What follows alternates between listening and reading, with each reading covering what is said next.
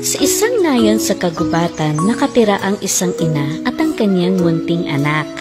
Nang araw na iyon, namamasyalang mag-ina sa kagubatan nang natutuwang sinundan ng bata ang isang palaka. Hinabol siya ng kanyang ina, ngunit agad na nawala ang bata sa kanyang paningin. Hay, saan nagpunta ang batang yun? Una siyang tumingin sa mga palumpong, tapos ay sa likod ng malaking puno. Ngunit hindi niya nakita kahit saan. Nang marating niya ang sapa, hindi na siya nag-isip pa at lumusog na siya sa tubig na maputik. Nang hindi pa rin makita ang anak niya doon, nagpunta siya sa manukan. At pagsilip niya sa loob ay kinapitan siya ng mga balahibo. Ang walang muwang na bata naman, abala siya sa pakikipaglaro sa palaka. Nang lapitan siya ng isang mangkukulam at inalok siya ng candy. Kamusta ka, iho? Gusto mo ba itong candy? Takot na takot ang bata sa bruha. Nang marinig ang sigaw, napatakbo ang ina. At nang makita siya ng bruha, ginaya niya ang anyo nito gamit ang mahika. Sino ka? Lumayo ka sa anak ko. Kalokohan, anak ko ang batang ito. Tumingin ang bata sa kanyang ina, tapos ay sa babae. Dahil madungis ang kanyang ina, sa bruha siya lumapit. Hindi mapigilan ng ina na mapaluha. Habang nagtatalo sila, lumabas ang mga diwata ng gubat. Ano ang ibig sabihin nito? Sino ang tunay na ina? Ewan ko. Dalhin natin sila sa Fairyland. Doon malalaman natin ang totoo. Dinala ng mga diwata ang bata at ang dalawang babae sa mundo ng mga engkanto. Malugod silang tinanggap ng pinunong diwata at nakinig sa kanilang kwento. Ngayon ay malalaman natin kung sino sa inyo ang tunay na ina. Ang lalapitan ng bata ay ang tunay na ina. Pareho silang pumayag, ngunit tumakbo ang bata sa bruha. Nang makita ito, sinabi ng ina na kailangan muna niyang maligo. Mabilis siyang naligo at humingi ng isa pang pagkakataon. Handa na po ako, tiyak na makikilala na niya ako. Pinaghanda ng mga diwata ang bawat isa ng pagkain na magugustuhan ng bata. Naghanda ang ina ng masarap na ulam at kanin. Kinain naman ito ng bata, ngunit gumamit ang bruha ng mahika upang maghanda ng isang malaking tsokolating cake. Nang makita ng bata ang cake, tuwang-tuwa siya. Hindi patas. Gusto ng mga bata ang cake. Ngunit tinapos na ng mga diwata ang pagsusulit at ibinigay ang bata sa bruha. Napaiyak ang ina at gustong yakapin ng anak sa huling pagkakataon. Pumayag sila. Pagyakap niya sa anak niya, tinawag siya nito ng Mama. Kita niyo? Nakilala niya ang amoy ko. Nang makita ito ng bruha, agad niyang pinaghiwalay ang mag-ina at kinuha ang bata. Teka lang, yakapin mo rin siya. Niyakap siya ng bruha pero ayaw sumama ng bata sa kanya. Naging mapilit ang bruha kaya umiyak ang bata.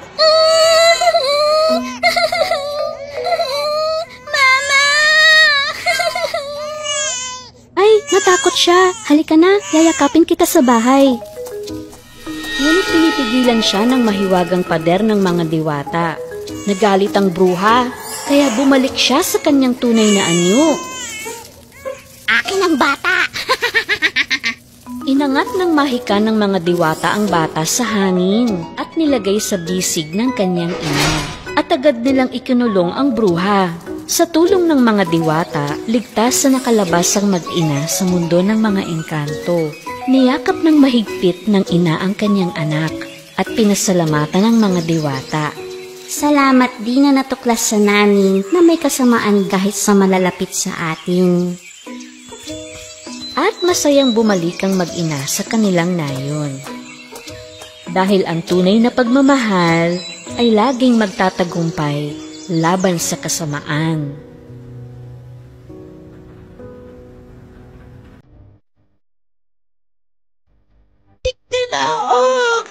Noong unang panahon, sa isang malayong nayon, may isang tusong babae na ayaw magtrabaho.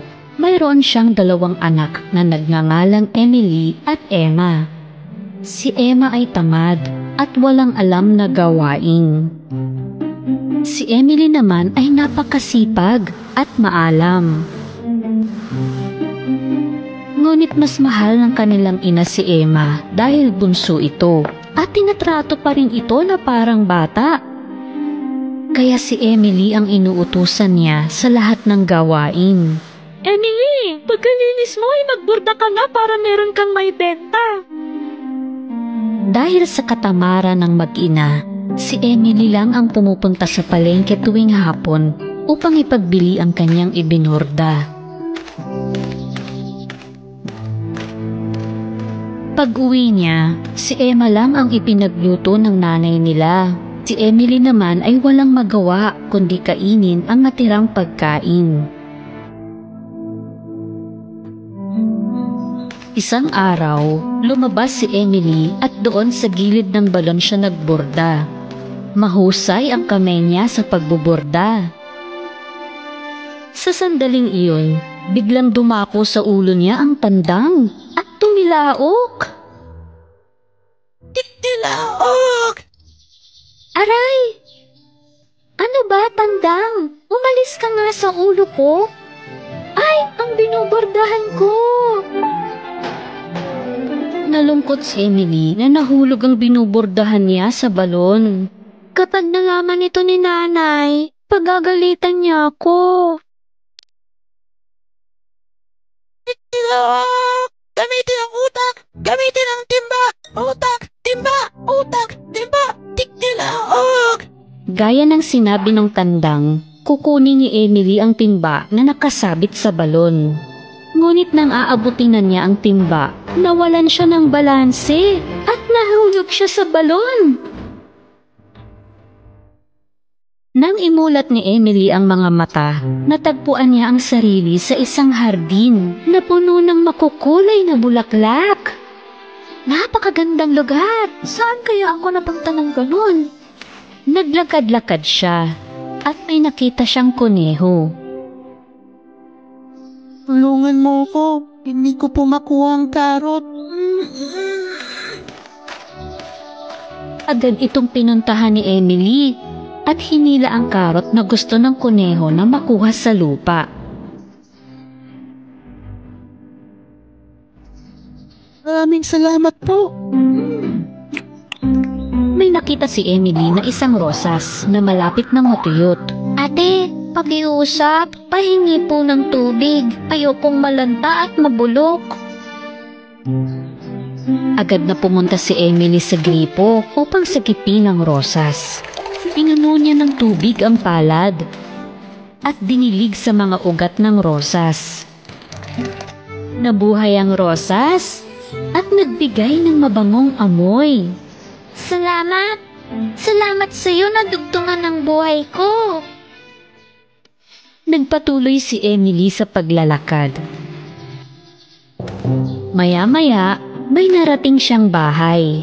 Sa tapat ng bahay, isang kakaibang babae na mukhang mangkukulam ang nakatingin sa kanya.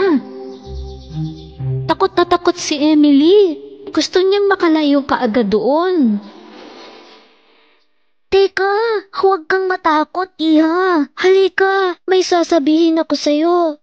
Nagtataka na binalikan ni Emily ang babae. Ako si Holly. Lahat ng narito ay nagmamahal sa akin. Maaari kang manatili dito hanggat gusto mo kung aalagaan mo ang bahay ko.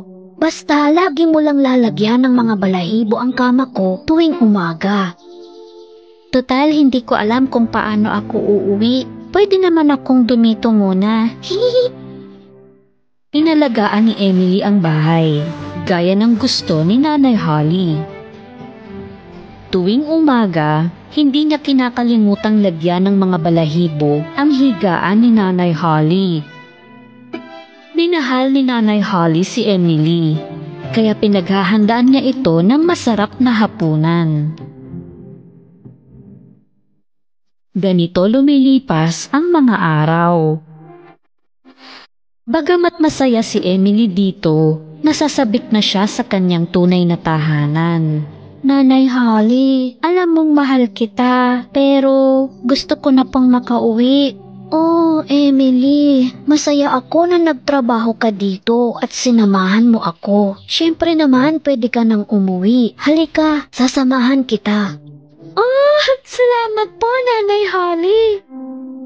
Dinala ni Nanay Holly si Emily sa isang malaking gintong pinto. Sa sandaling dumaan si Emily sa pinto, nabihisan siya ng bagong damit at gintong alahas. Yan ang munting regalo ko sa'yo para sa pakikipagtulungan mo sa akin ng may pagmamahal. Heto ang binubordahan mo na nahulog sa balon. Maraming salamat po, Nanay Holly. Napakabuti mong tao.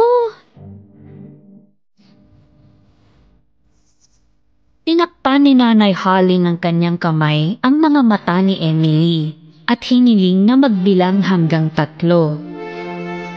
1, 2, 3. Nang imulat ni Emily ang mga mata, naroon na siya sa harap ng bahay niya. Tiktilak! Si Emily! Ginanto ang babae na siya! Tiktilak! Nang makita si Emily, hindi na itago ng kanyang ina at kapatid ang kanilang pagkagulat. Pero paano? Saan ka nakakuha ng ganyang kagandang damit? Emma, tumigil ka! Mahal kong anak, labis akong nag-alala sa'yo. Saan mo nakuha ang lahat ng gintong alahas na ito? At ikinwento ni Emily ang lahat.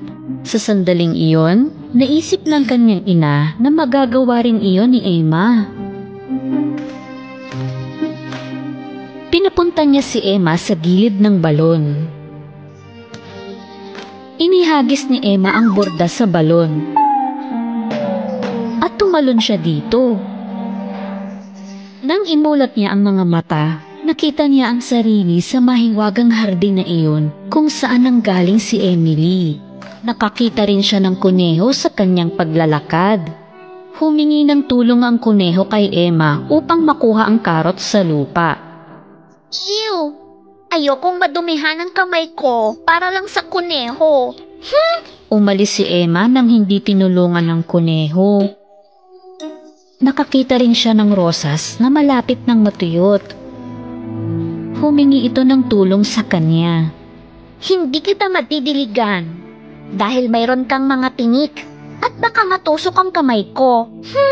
Hindi tinulungan ni Emma ang rosas. Sa huli ay narating niya ang bahay ni Nanay Holly. Balita ko, kailangan mo nang magtatrabaho dito. Ako na lang ang kunin mo.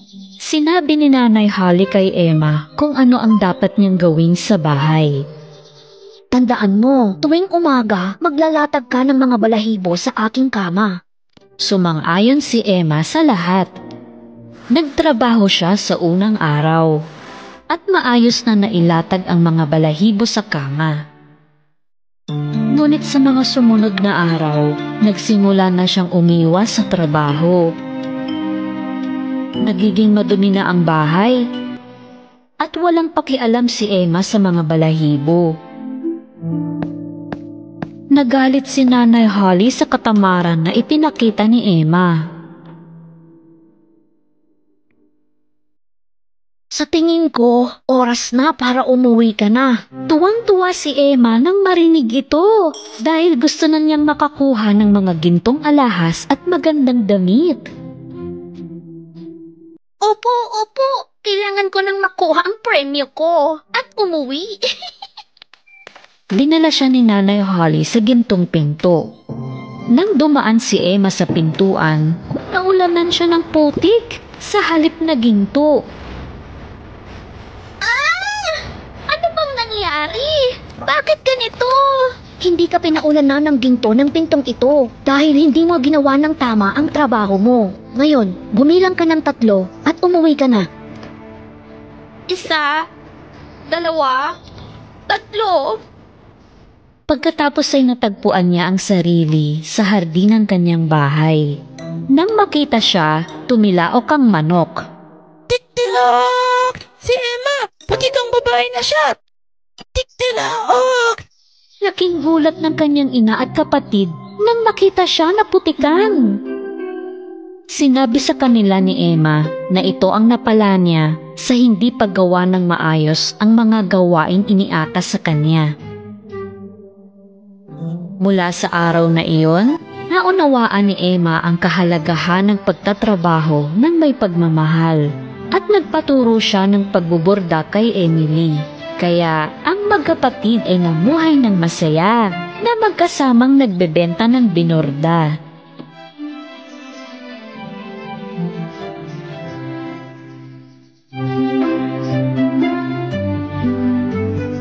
Isang araw, ang mabait na si Nanay Holly ay lumabas para magdilig ng mga bulaklak sa hardin.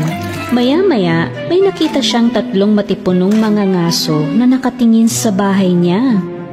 Nagtatakang nilapitan sila ni Nanay Holly. Mga estranghero, anong ginagawa niyo sa hardin ko? Itong hardin at ang bahay mo ay sakop ng aming lugar ng pangangaso, kaya kailangan mo na agad umalis sa bahay mo. Papalitan namin ang bahay mo nang matutuluyan ng mga ngaso. Ha? Pero imposible naman yan. Ilang taon na akong nakatira sa bahay na ito. Huwag mo nang pahirapin, matanda. Kung hindi ka lalayas agad-agad, gigibay namin ang bahay habang tulog ka sa gabi. Naglakad sila patungo sa bahay na tumatawa.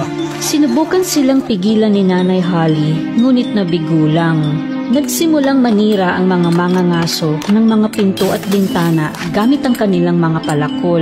Nagmamadaling pumunta si Nanay Holly sa hardin ng bulaklak sa kagubatan at malakas siyang humingi ng tulong. Tulong! May nakakarinig ba sa akin? Sakto naman, napakinggan ni Emily ang boses na nagmumula sa balon. Ha? Nanay Holly? Ikaw ba yan? Anong nangyayari? Emily, pumunta ka dito, pakiusap. Kailangan ko ng tulong mo. Iniwan ni Emily ang binubordahan. Naglambitin siya sa lubid at bumaba sa balon. Tuwang-tuwa si Nanay Holly nang makita siya. 3 mga ngaso ang dumating at sinimulan nilang gibain ang bahay ko. Gagawin daw nila itong silungan ng mga ngaso. Pero doon ka nakatira sa loob ng maraming taon. Hindi nila ito dapat ginagawa. May ideya ako. Iligtas natin ang bahay mula sa masasamang tao. Habang ang mga mangangaso ay nagsisira sa loob ng bahay, isang itim na anino ang dumaan sa bintana. Hoy, nakita mo ba yun? Oo, ano kaya yun? Baka naman oso. Medyo natakot sila nang dumaan uli ang anino sa bintana. Huh? Ayun na naman. Sigurado akong oso nga yun. Kinuha nila ang kanilang mga palaso at sumugod palabas. Ngunit hindi oso, kundi isang pangit na matandang mangkukulam. Hay, mga ngaso! Ang bahay na ito ay puno ng mga multo at engkanto. Umalis na kayo dito! Ngayon na! Hindi nahahalata ng mga mangangaso na ang bruha ay si Nanay Holly. Hindi ako naniniwala sa multo, matandang bruha. Kung hindi ka maniniwala, may isa ko nang mangyayari sa'yo. Ako ang pinakamatandang mangkukulam dito. Ano man ang sabihin ni Nanay Holly sa mga mangangaso, hindi sila makumbinsi. Nagpatuloy sila sa panghihimasok sa bahay at sa pagwasak nito. Sinabi ni Nanay Holly kay Emily na nabigo siya sa paglinlang sa mga mangangaso. Nakaisip si Emily ng bagong ideya. Isang nakakatakot na tunog ang nagsimulang umalingaw-ngaw habang ang 3 ay nagtatapon ng mga kagamitan sa loob ng bahay. Woo! Woo! Ako ang kaluluwa ng bahay na ito. Lagot kayo ngayon sa akin! Natakot ang mga mangangaso sa tunog. Habang hinahanap nila ang nagsasalita, biglang nahulog ang florera sa mesa. Ha? Paano nahulog yung florera? Binagsak mo! Hindi no, hindi ako. Baka siya. Hindi, malamang natamaan ang paa mo. Itigil niyo nga nakakatakot na ingay na yon. Hindi akong gumagawa ng ingay na yon. Anong pinagsasasabi niyo? Hindi ba kayo? Habang nagtatalo-talo ang mga mangangaso, biglang nahulog ang mga libro sa sahig. Hindi na kaya ng mga mangangaso ang takot, kaya napatakbo sila palabas. Nakita sila ni Emily mula sa pinagtataguan niyang upuan at natatawa siya sa nangyari. Si Emily pala yung nakakatakot na boses at binagsak niya ang mga bagay gamit ang manipis na tali. Mga kasama, kinulo lang tayo ng matandang bruha. Ituloy na natin ang trabaho. Pagpasok ng mga mangangaso, naroon ng multo na may malalaking itim na mata. Sa takot ay kumarita sila ng takbo.